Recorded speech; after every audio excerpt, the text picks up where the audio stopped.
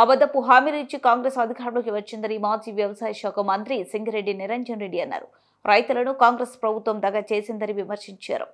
సాగు చేసే భూములకు రైతు భరోసా ఇస్తామంటున్నారని, కానీ ప్రభుత్వం సాగుకు నీరు ఇచ్చే పరిస్థితి లేదని తెలిపారు. రైతుకు సాయం చేయడం అంటే దేశ సౌభాగ్యానికి సహకారం అందించడమని బీఆర్ఎస్ నేత మాజీ మంత్రి సింగిరెడ్డి నిరంజన్ రెడ్డి తెలిపారు.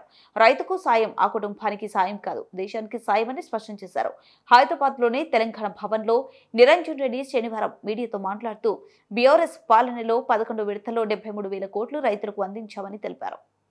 పారదర్శకంగా వివరాలు తీసుకొని చేస్తే దానికి ఎవరికేం అభ్యంతరం లేదు. కానీ ఇక్కడ ప్రభుత్వం యొక్క ఉద్దేశాన్ని ఎందుకు శంకించవలసి వస్తుంది? వాళ్ళ ఆచరణను బట్టి. ఎందుకంటే ప్రభుత్వం ఇటీవల సాగునీటి ప్రణాళికను విడుదల చేసింది యాసంగికి సంబంధించి. ఆ సాగునీటి ప్రణాళికలో ఏ ప్రాజెక్టులో ఎన్ని నీళ్లు ఉన్నాయని చెప్తూ ఇన్ని ఇస్తాము ఇన్ని ఇవ్వలేము అని చెప్పి చేతులు ఎత్తేస్తూ సాగునీటి ప్రణాళికను విడుదల చేసి మనం అందరం చూస్తున్నాం. ఇప్పుడు వాళ్ళు చెప్తున్నటువంటిది ఏంటి? సాగు అయితేనే రైతు భరోసా వస్తుందని చెప్తాం. మంచిదే. సాగు ఎప్పుడవుతుందండి? యాసంగిలా నీళ్ళు ఇస్తే అవుతుంది. మరి మీరు సగానికి సగం కృష్ణా బేసిన్లో ఉండేటువంటి ఆయకట్టుకు సగానికి సగం మీరు నీళ్ళు ఇచ్చేటువంటి పరిస్థితే లేదు. సగం కాదు, చేతులు ఎత్తేసినారు ఇవ్వలేమని చెప్పి. కృష్ణా బేసిన్లో ఉండేటువంటి రైతాంగానికి నీళ్ళు ఇవ్వలేమనేటువంటిది. అదేవిధంగా గోదావరి బేసిన్లో కూడా అసమగ్రంగా ఉంది. అంటే నీళ్ళే ప్రభుత్వం ఇవ్వడానికి పూనుకోనప్పుడు రైతులు వ్యవసాయం ఎట్లా చేస్తారు యాసంగిలా? అంటే ఉన్న కొద్దిపాటి బోర్లతోనో వాళ్ళకున్న కొద్దిపాటి వనరులతో రైతుకు 5-6 ఎకరాలు వారేది ఉన్నా కూడా మీరు నీళ్ళు ఇవ్వని కారణంగా అతను బోర్ మీదనో ఇంకా దేని మీదనో ఆధారపడి 6 ఎకరమో ఎకరమో చేసుకుంటే మీరు అంతకే ఇస్తారా రైతు బంధు, రైతు భరోసా?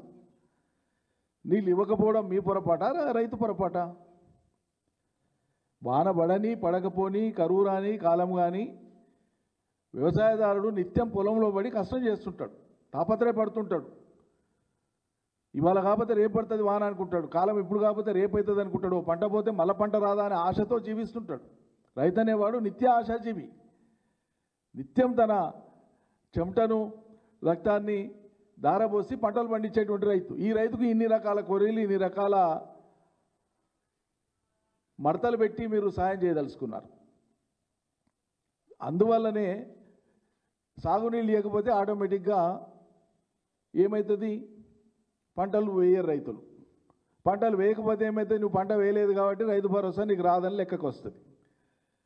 పంట వేయలేదు కాబట్టి నీకు బోనస్ కూడా రాదు. పంట పండలేదు కాబట్టి బోనస్ కూడా రాదు. ఇక వేరే పంటలకు కూడా ఇంకా వేరే పంటలు వేసుకునే దిక్కుండదు కాబట్టి మద్దతు ధర యొక్క అంశం కూడా రాదు తెర మీదకి. ఎందుకంటే ప్రభుత్వము అధికారంలోకి వచ్చే కంటే ముందు చెప్పిన మాట ఏంది? చాలా కరాఖండిగా చాలా చెప్పినారు. ఒక్కొక్కటి అన్ని మళ్ళీ నేను మాట్లాడతాను. పంటలకు సంబంధించి ఏం చెప్పినారు? మొన్నటికి మొన్న ఇన్ని పంటలు పండడం, వానాకాలంలో ఇన్ని పంటలు పండడం మా గొప్పతనం, మా ఘనత అని చెప్పాను ముఖ్యమంత్రి గారు కానీ వాళ్ళ ప్రభుత్వ పెద్దలు కానీ.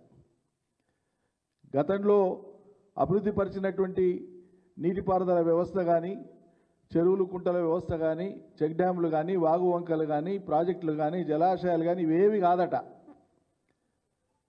వరుణుడు ఇట్లా కరుణించిండు కాబట్టి మొత్తం పంటలు పండి ఇదంతా మా గొప్పతనం అన్నారు. మంచిదే.